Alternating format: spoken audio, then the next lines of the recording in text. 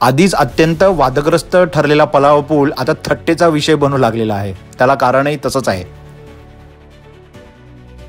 या पुलाच्या बरोबर खाली एक प्रतिकृती उभारण्यात आली आहे। ती आहे एका अंतराळवीराची। त्याच्या मागे यान दाखवलेलं आहे आणि तो चंद्रावर उतरलेला आहे असं दाखवलेलं आहे। या ज्या प्रतिकृतीमुळे आता अत्यंत या पलावा पुलाची एक प्रकारे खिल्ली उडवण्यात येत आहे। जसे चंद्रावर खड्डे असतात तसे या पुलावर पण खड्डे आहेत।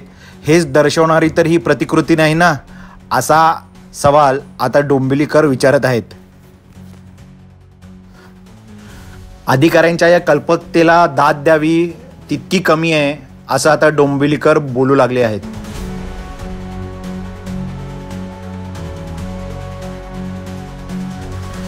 ह्या प्रतिकृतीच्या इमेजेस तयार करून आता मीम्स बनवले जात आहेत आणि डोंबिवलीकर मोठ्या वेगाने ते पसरवत आहेत।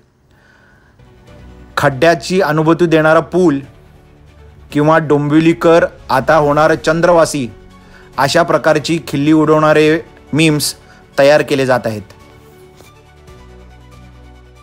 ही प्रतिकृती नेमकी कोणी बसवली आहे, ती इथे का बसवलेली आहे, त्याचं कारण काय हे अद्याप तरी समोर आलेलं नाही।